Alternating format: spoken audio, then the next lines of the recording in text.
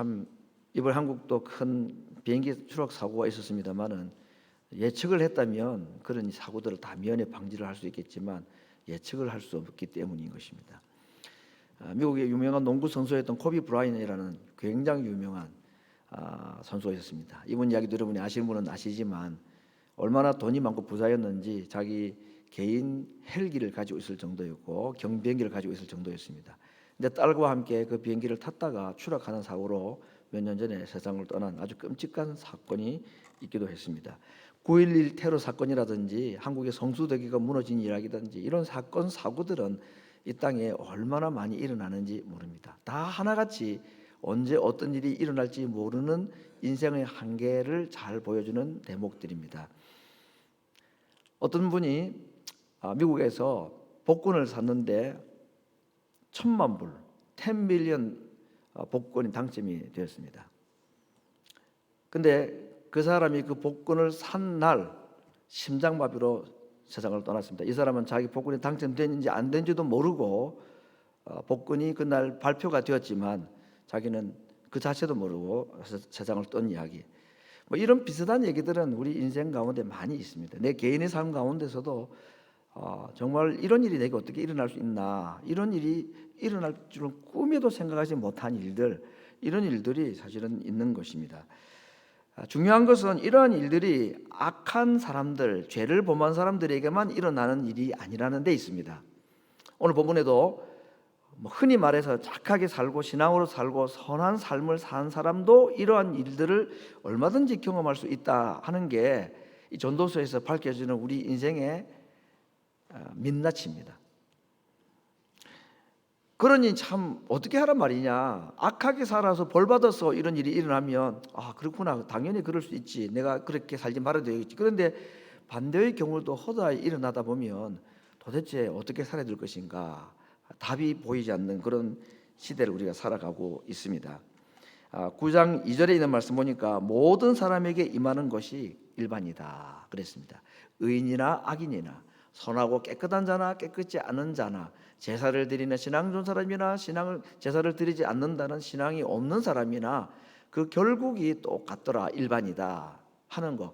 이게 지금 전도서가 가지고 있는 고민인 겁니다. 악인이 벌 받는 것은 그나마 이해가 되는데 악인이 복을 받고 의인이 오히려 벌을 받는 일들도 일어나더라 하는 것입니다. 9장 11절 말씀도 보면 이런 말씀이 있습니다. 능력 있는 사람이 성공하는 것이 일반적이죠. 예를 들면 오늘 5명의 사람이 나오는데 빠른 경주자, 연습을 많이 한 육상 선수라든지 타고난 운동 기질이 아주 밝은 이런 사람이, 경주자가 빠른 사람이 1등을 하고 제일 먼저 도착하는 것이 일반적인데 그러지 않더라는 겁니다. 유력자, 용사라고 또 번역했습니다. 아주 힘 있는 이 용사가 전쟁에서 승리하는 것이 일반적이긴 한데 반드시 힘 있는 용사가 다 전쟁에서 이기는 것도 아니다. 지혜자라고 해가지고 식물을 얻거나 명철자라고 해가지고 재물을 많이 얻는 것도 아니더라 하는 겁니다.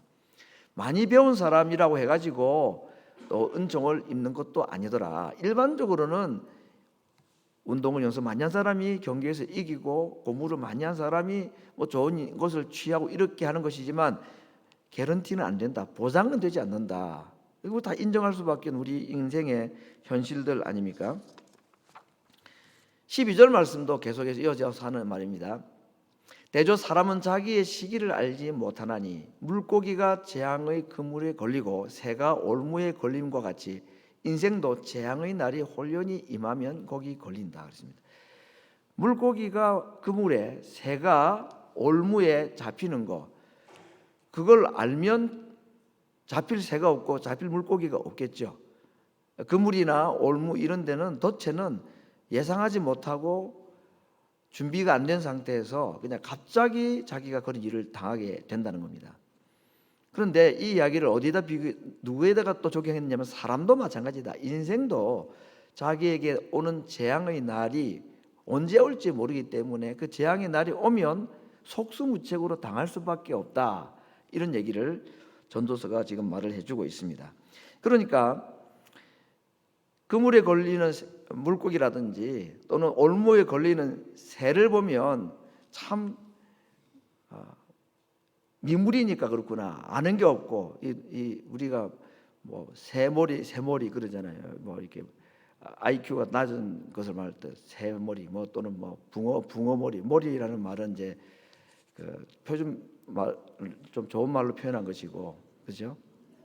석자로 주로 말합니다. 근데 그게 이제 이게 뭐 웃을 일 아니, 이게 그런 짐승들에게는 그 머리라고 붙이지 않고 이제 그렇게 붙이는 게 맞는데, 좀 이러면 사람이 이 짐승, 물고기나 새에 비하면 굉장히 똑똑한 사람이, 똑똑한 인생이 맞죠. 이 똑똑합니다. 그런데 똑같은 것이 새나 물고기와 다를 바 없는 게 있다는 것입니다. 인생이 어떤 부분에 있어서 미래가 어떤 일이 벌어질지, 자기에게 닥쳐오는 재앙이 어떤 것인지 몰라서 당하는 것은 똑같다는 얘기입니다. 별로 차이가 없더라, 그런 얘기를 하고 있습니다. 오늘 보면 계속 보겠습니다. 9장 13절부터 15절에 보면 또 하나의 예를 들고 있습니다. 여기는 어떤 얘기냐면, 어떤 한 작은 인구가 있는 성읍에 큰 임금이 군대를 동원해 가지고 그 성을 뺑 둘러 에워쌌다 그랬습니다. 그러면 뭐 작은 동네, 작은 마을 또는 작은 나라에 인구도 없고 뭐 대단한 무기도 없는 그 나라에 강한 군대가 와서 진을 치고 공격을 하면 그 성은 무너질 수밖에 없죠. 그런데 오늘 어떤 일이 벌어졌느냐 하면, 그 마을 또는 그 자그마한 소도시, 소나라의 지도자는 대책이 없어서 쩔쩔매고 있는데, 그 중에 아주 가난한 사람, 그런데 아주 지혜가 뛰어난 사람이 그 강력한 군대를 대항해서 이길 수 있는 묘책을 가지고 있어가지고 그 가난한 사람의 지혜로 말미암아 그 성이 구출을 받았다, 이런 일들이 있습니다. 근데 문제는 뭐냐면 15절 말씀을 뭐냐면, 그렇게 나라를 구한 가난한 지혜자가 나라에 대단한功을 세운 사람이기 때문에 추앙을 받고 존경을 받고 인정을 받아야 되지 않습니까? 일반적으로는. 그런데 이 세상이 어떤 세상이냐면, 그 사람을 나중에는 좋아하고 나라를 구해줘서 칭찬하고 이렇게 했지만 나중에는 모르더라, 잊어버리더라 그랬습니다. 이게 인생이다, 이게 세상이다. 지금 두 가지를 가지고 전도서는 이 세상에 참 불합리한 모습 두 가지를 말했습니다. 하나는 뭐 열심히 살아가고 공부 열심히 하고 하는 사람들이 다 성공하지도 않더라, 반대의 경우도 있더라는 것이고, 두 번째는 그렇게 나라를 위해서, 남을 위해서 희생을 하고 지혜를 가지고 나라를 구한 사람인데, 그때만 반짝 좋아하고 사람들이 칭찬해 줬지만 시간 지나니까 다 잊어버리더라, 그 사람 별로 챙기지도 않더라, 이런 얘기를 지금 전도서에서 하고 있는 것입니다.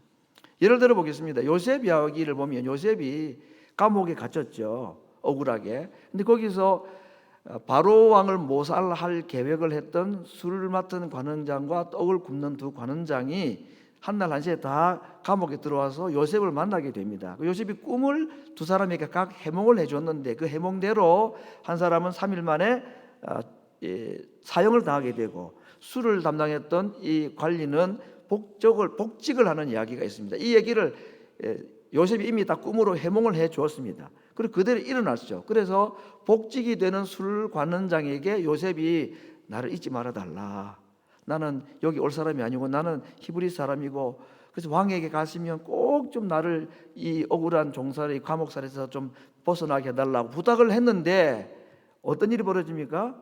이 사람 까마득히 잊어버렸더랬습니다. 오늘 이 전도서에 나오는 얘기 그대로입니다. 뭐 나쁜 의도로 그러진 않았겠지만, 그런데 나중에 2년 뒤에 어떤 일이 벌어집니까? 바로 왕이 꿈을 꾸잖아요, 그죠? 그래서 이 술 맡은 관원장이 꿈 해몽하는 이야기가 자기에게 있었던 것을 기억하고 그 왕에게 이야기하는 얘기가 나옵니다. 또 한 사람은 에스더서에 나오는 모르드게라는 사람인데, 이 모르드게 역시도 유대인으로서의 정통성을 지키기 위해서 뭐 하만 장군이나 이런 사람들 절하지 않고 신앙을 지키려고 이렇게 했던 사람이라고 기록을 하고 있습니다. 근데 그가 어느 날 우연히 아수에로 왕을 모살할, 이거 꼭 바로야 왕 이야기하고 거의 비슷한 이야기죠. 아수에로 왕을 모살을 할 사람들이 서로 숙덕거리면서 이야기하는 것을 우연히 들었다고 그랬습니다. 성경에. 지나가다가 들었는지 아니면 뭐 누워 있는데 옆에서 누가 얘기를 했던지, 왕궁에 들락거리는 사람들이 늘 있는 그 자리에 자기가 앞에 있었기 때문에 들었는지, 근데 그 얘기를 듣고는 궁중의 사람들을 통해 가지고 이 사실을 알려줘 가지고 그 왕의 모살 계획이 발각이 되어서 이 두 사람이 이제 성공하지 못하는 이야기가 있습니다. 근데 이 이야기가 왕궁의 궁중 일기에 다 기록이 되었는데 모르드게가 한 이 일을 기억해 주는 사람이 아무도 없었다고 했습니다. 왕은 모르드게 때문에 자기 살았는데 왕도 지금 기억 못하고 있는 거고 아무도 그 사람을 기억해 주지 않았습니다. 요셉도 마찬가지고 모르드게가 마찬가지고 그 성을 구한 지혜로운 가난한 사람을 아무도 기억하지 않더라 하는 이야기가 실제로 성경에 있었고 오늘 우리 주변에도 있는 겁니다. 억울하죠. 그런 사람들한테는 억울한 이야기이지만 이게 세상이고 이게 사람이고 이게 인생이더라. 지금 전도서는 그런 얘기를 하고 있는 것입니다. 그런데 사람들은 기억하지 않았는데 하나님은 기억하셔가지고 바로 왕의 꿈을 꾸겨가지고 요셉이 총리가 되게 하셨고, 모르드게의 한 일을 아무도 기억을 못하고 있었는데 하나님께서는 아수르의 왕의 잠을 뺏어가지고 밤잠을 설쳐서 잠이 안 와서 심심해서 일기책 한번 읽어보라고 했는데 그 많은 일기장 가운데서 하필 그 모르드게 이야기가 있는 곳이 탁 펼쳐지게 되었고, 그리고 얘기 들어보니 자기가 모르는 이야기야 이거요. 그 모르드게가 좀 대단한 일, 그 사람 때문에 내가 살았구나. 근데 그 사람에게 상을 베푼 적이 있느냐? 기록에는 없습니다. 이런 이야기들입니다. 그래서 우리들이 참 서운하고 섭섭하고 내 나름대로 열심히 하고 했는데 아무도 안 알아주고 몰라주면 섭섭하죠. 예, 그게 인생이다 하는 겁니다. 그게 사람이라는 겁니다. 더 확실한 것은 그럼에도 불구하고 선을 행하다가 낙심하지 말아야 될 이유가 있다는 겁니다. 왜냐하면 요셉 경우도 마찬가지고 모르드게 경우도 마찬가지고 하나님이 기억하시면 되는 겁니다. 하나님이 기억했으면 요셉이나 모르드게와 같이 높여주시면 그것도 감사한 일이지만 혹 그러지 않아도 괜찮은 거 아닙니까 여러분? 우리가 인정받고 남에게 칭찬받고 보상받기 위해서 헌신하고 수고하고 봉사하고 하는 거 아니지 않습니까? 알아주면 감사하고 한 것이지만 알기를 바라고 그런 일을 했어도 안 되고, 그런 일 있어도 하나님만 나를 기억해 주시면 감사하다고 생각하는 것이 맞습니다. 이게 선을 행하는 사람들이 해야 될 일이더라 하는 걸 지금 말하고 있습니다. 오늘 이야기를 조금 더 이어나가 보겠습니다. 가난한 사람이 성을 살렸다 그랬습니다. 이 사람은 아무도 인정하지 않는 사람인데 가난하지만 지혜가 있었기 때문에 그 성을 살리고 백성들을 구했다. 그런데 그 사람을 알아주는 사람도 없고 그 사람이 하는 말을 아무도 별로 즐거워하고 반겨하지도 않는 일들이 일어나는데, 그러면 우리는 어떻게 해야 될까요? 성을 구하고 나라를 구한 사람인데도 안 알아주는 겁니다. 왜? 가난하기 때문입니다. 별로 인정받을 수 없는 신분의 사람이다 보니까 그렇게 엄청난 위대한 일을 해도 사람들이 별로 챙기지 않고 알아주지 않더라 하는 이야기입니다. 요셉도 그랬고 모르드게도 그렇게 했습니다. 근데 오늘 사실은 성을 구한 가난한 사람, 그 사람의 말에 누구도 귀를 잘 기울이지 않는 이 사람, 이 무명의 가난한 지혜자, 오늘 주제는 지혜이죠. 이 지혜자가 누구를 상징할까? 그분이 한 일을 보면 참 대단한 일을 한 것이 맞습니다. 나라를 구했으니까, 백성들을 살렸으니까, 구원을 한 사람이니까 엄청난 일을 한 사람 아닙니까? 그런데 그 사람의 어떤 이유 때문에 그 사람을 별로 귀하게 여기지 않고 그 사람 외모를 보니 별로 가치가 없어 보여서 들어주지 않고 인정하지 않더라, 이 얘기 아닙니까? 지금 전도서에 나온 이야기가 누구 얘기를 하는 것 같습니까? 예수님 이야기죠. 예수님께서 인류를 구하신 분입니다. 그런데 이분이 인류를 구한다는 이야기를 들어보는데 인류 구하는 이 방법이 기가 막힌 겁니다. 자기가 죽어서 다시 살아남으로 인류를 구하겠다는 거예요. 그래서 별로 인정하지 않았습니다. 뭐 말도 안 되는 얘기를 한다고. 분명히 지혜인데, 그렇죠? 그래서 오늘 이 가난한 지혜자, 나라를 구하고 백성들을 구한 이 지혜자에 대한 얘기를 가지고 우리가 지혜가 무엇인가, 전도서의 큰 주제, 잠언서의 가장 큰 주제가 여호와를 경외하는 것이 지혜의 근본, 지식의 시작이다라고 말하였습니다. 하나님을 경외하는 것이 지혜입니다. 세상에 성공을 위해서는 운동을 열심히 해야 되고, 공부를 많이 해야 되고, 명철해야 되고, 지혜로워야 되고, 전쟁을 해서 이기기 위해서는 무기를 잘 준비를 하고 또 전쟁 연습을 하고 이렇게 해야지 전쟁에서 이깁니다. 그런데 무기보다도 강한 무기가 지혜입니다. 그 자그마한 마을을 에워싼 적군이 아무리 강한 무기를 가지고 많은 병력이 동원이 되어 가지고 성을 공격해도 그들이 가지고 있는 무기나 병력이 그 성을 점령하지 못했습니다. 오히려 그 성에 있는 가난한 사람의 무엇이 지혜가 성을 구하더라.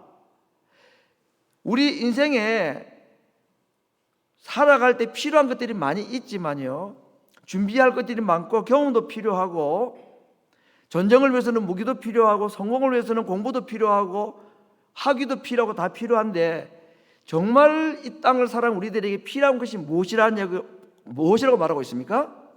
지혜입니다. 지혜가 필요한 겁니다. 지혜가 무기보다도 더 강력하더라. 지혜가 강력한 군대보다도 더 강하더라 하는 얘기입니다. 그런데 이 지혜가 누구라 말입니까? 무엇입니까? 여호와를 경외하는 것이 지혜라고 그랬습니다. 군인들이 무기를 개발하고 전쟁 준비를 하고 운동선수들이 운동 연습을 해가지고 최고의 실력을 키우는 것이 필요한데, 그 열심보다도 더 중요한 것이 있더라는 것입니다. 여호와를 경외하는 훈련을 해야 된다. 두 번째 지혜가 무엇입니까?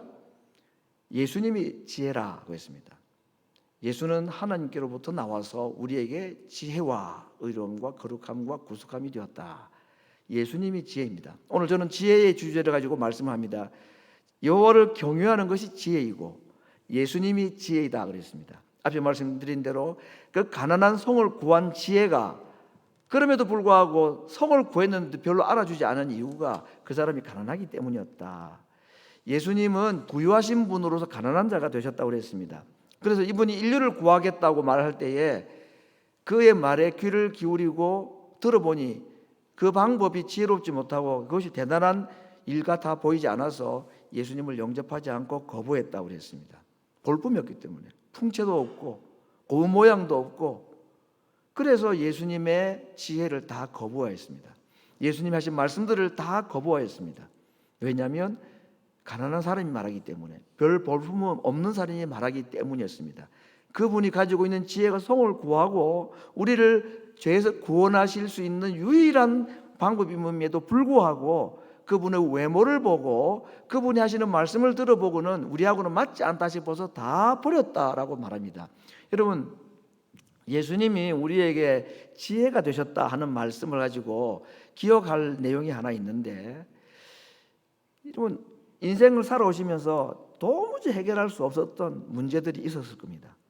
이렇게 해도 안 되고 저렇게 해도 안 되고, 이게 뭐 돈으로 해결될 수 있는 것도 아니고 도무지 해결할 수 없는 문제들을 가진 경우들이 우리에게 있었을 겁니다. 다 있으시죠? 저도 이 말씀 드리는 순간에 떠오르는 사건들이 있습니다. 이건 정말 할 수 있는 방법이 없다는 거. 그런데 어떻게 뭐 세월이 약이어서가 아니라 기가 막힌 방법으로, 우리로 말하면 하나님의 도우심으로 그 문제가 해결된 일들이 있었던 것입니다. 앞으로도 혹시 우리 그런 어려운 문제들이 있어도 하나님을 의지하고 여호와를 경외하는 자에게 하나님이 지혜를 주시기 때문에 그 지혜로 그런 문제들을 이겨나갈 수 있도록 해줄 것입니다. 그런데 지금까지 우리가 인생을 살아오면서 경험하였던 어떤 문제보다도 정말로 해결할 수 없는 문제 하나 있습니다. 지금까지는 내가 혹시 어떻게 문제들을 해결해 왔다고 치더라도 정말 이 문제만큼은 내가 해결할 수 없는 문제가 있습니다. 그게 무슨 문제인지 아십니까? 죄의 문제입니다. 이건 방법이 없는 겁니다. 이건 시간이 지난다고 해결되는 것도 아니고 참는다고 해결되는 것도 아니고 죄 문제는 해결할 방법이 도무지 없는 겁니다. 왜 예수님을 하나님의 지혜라고 말했느냐? 인생이 당하는 어떤 문제보다도 더 복잡하고 해결할 수 없고 또 혹시 다른 문제는 해결이 안 돼도 괜찮은데 이 문제는 절대로 해결이 안 되면 안 되는 문제가 있는데 그게 죄의 문제인 겁니다. 근데 그 죄의 문제를 예수님이 해결하셨다니까요. 어떻게?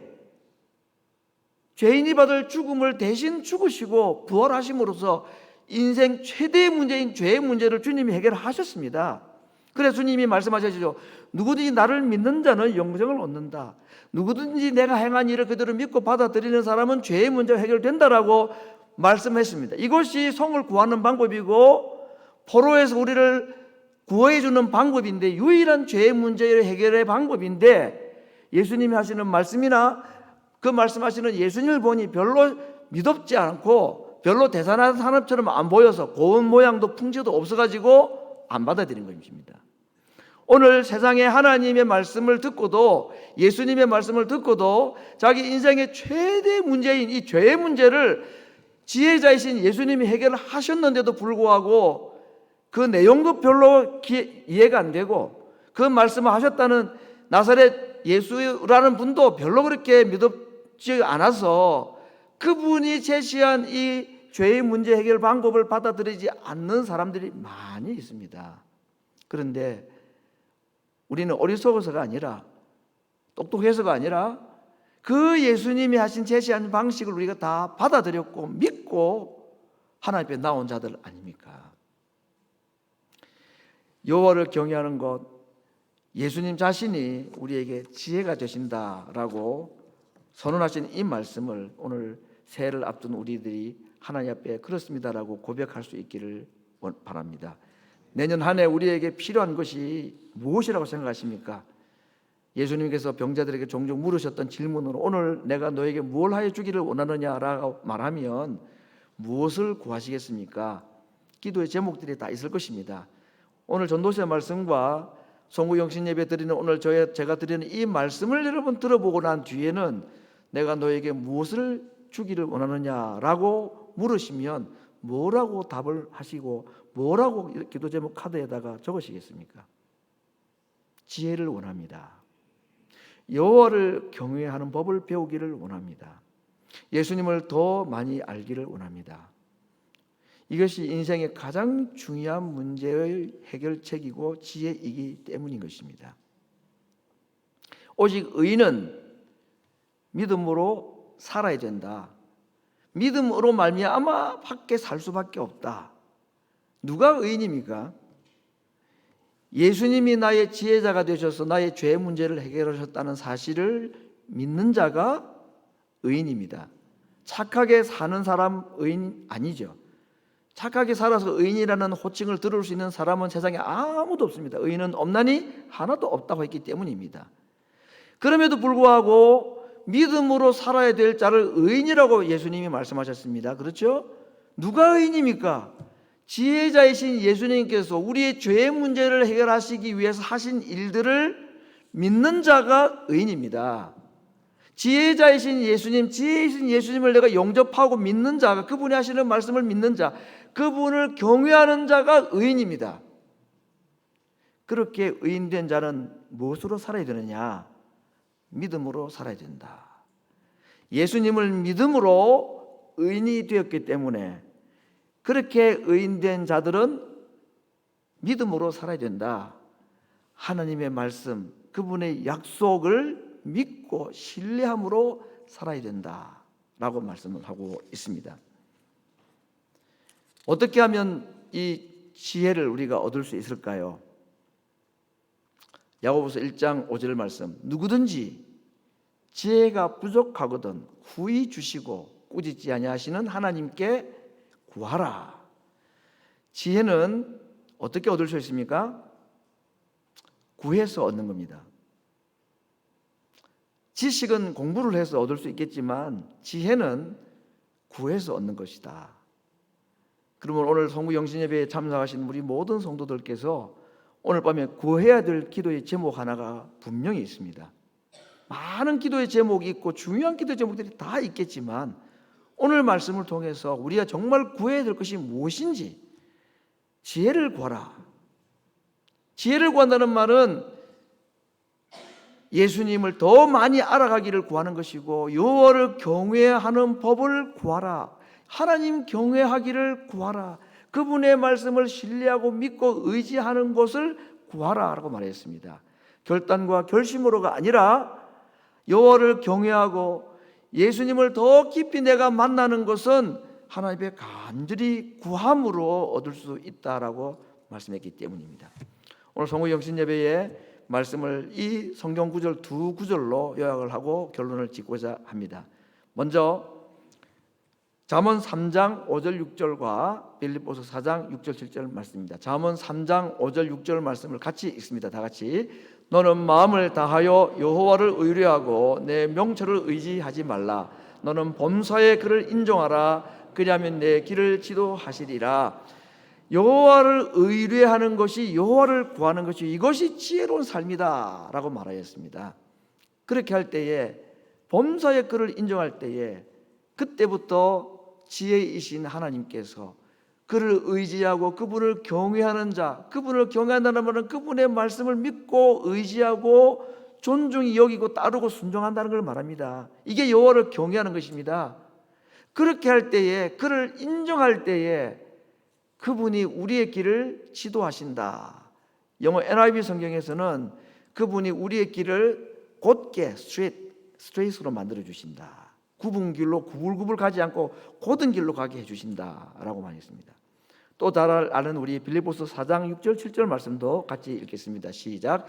아무것도 염려하지 말고 오직 모든 일에 기도와 간구로 너희 구할 것을 감사함으로 하나님께 아뢰라. 그리하면 모든 지각에 뛰어난 하나님의 평강이 그리스도 예수 안에서 너희 마음과 생각을 지키시리라. 이 땅을 살아가는 하나님 백성들이 하나님 앞에 해야 될 두 가지를 오늘 빌립보서에서는 감사와 기도라고 말하였습니다. 야고보서에도 지혜를 구하라고 말씀하였습니다. 범사의 여호와를 인정하라고 말했습니다. 정말 한 해 동안에 우리가 할 것 딱 두 가지입니다. 염려와 근심과 문제 앞에서 그 문제를 해결해 달라고, 염려를 하나님 앞에 해결해 달라고 기도할 것이 아니라 지혜를 구하라.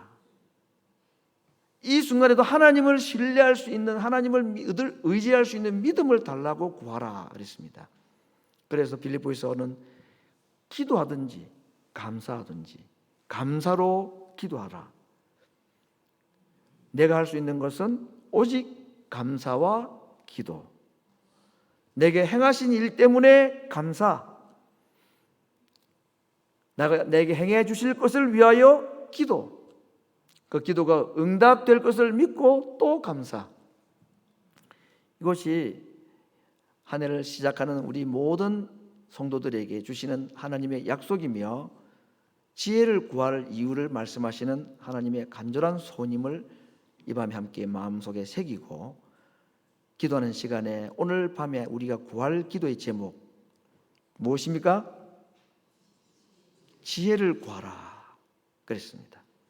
다르게 말하면 하나님을 경외하는 법을 배우게 해달라고 구하고, 그럴 때에 우리의 길을 친히 인도해 가신다는 이것을 믿고, 그럴 때에 그 믿는 자에게 하나님께서 모든 길을 곧게 인도해 가신다는 그 한 해의 약속들을 삶 속에서 실제로 경험하고 간증하고, 하나님 말씀은 1.1핵도 변하지 않고 항상 동일한 말씀이며 오늘도 그대로 이루어지는 말씀임을 이제는 성경에서가 아니라 우리의 삶 속에서 경험하고 소개할 수 있는 그런 은혜가 2025년 한 해 모든 성도들의 개인과 가정의 삶 가운데 충만하기를 간절히 바랍니다. 이 시간에 성찬식을 가지도록 하겠습니다.